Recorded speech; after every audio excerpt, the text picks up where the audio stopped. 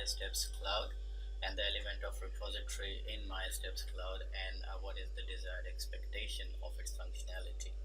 Before I do that, I think it's worth having a navigation around the existing file repository system and what is how we want to use it in cloud. So if I open my computer and I will navigate to a network share that we call repository. So this is our existing file repository system, and you can see all the 6 KLA English, Maths, HNS, HSIE, Science and Technology, Creative Arts, PDHP are there, apart from the other elements that we use. So this is the file system. But what happens at the moment that if a teacher want to share these resources with the student, they have to either copy the thing from here to their USB drive and send it, or they have to put it onto their Dropbox account, or they have to use WeTransfer, or they used to have use Google Drive or something like that, and they have the issues of their own. But that's not the objective to go in there. But what I was planning on, if we have a cloud repository, which is my working prototype here, and if I click on mySDEPS Cloud, it will open me the similar file structure on there. So if I'm in Maths, so let's say I open the file repository of Maths, and you see all these things that I had in there are in cloud repository as well.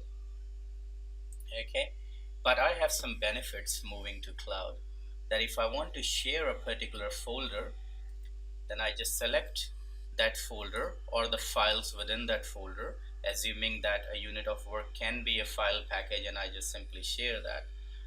So I click on the folder that I want to share, and I press share, and I just press user, and I can select the user from the list, and as per share, and they would have access to this file already. Now we can define how long we want to have the access to that folder, obviously, and all that kind of thing. Now I'll just flip what I have to say here is, as you see, my list of user was not so big, but this is mySDEPS user list, and I can see all the students presently enrolled in this school are in this list. Now once we join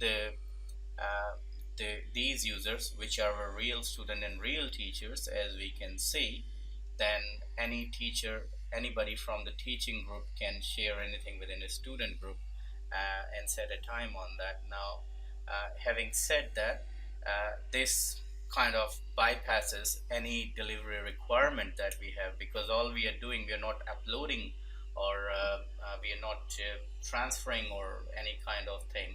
All we are doing is we are logging into cloud repository, and we are just allocating them, and that will generate an email alert to the student or to their supervisor, and they can click on the link, and they pretty much have the thing ready to download. Other things are like, this is a search engine, so if I want to search for anything, all I do is basically just type the name, and it will bring me up the document if it exists. Now this is kind of a made up one, but if I am in, say for example, English, and one of the file uploaded there has this word, if I click on that, sorry, maybe using a wrong keyword, but the idea is that it will bring up pretty much anything which is in there.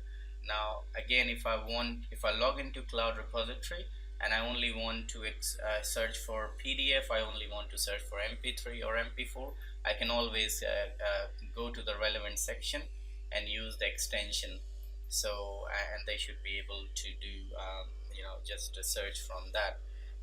Obviously user can upload things there, but this is pretty much the idea of cloud repository. So simple system, but that works for both student and teacher. Thank you very much. Bye for now.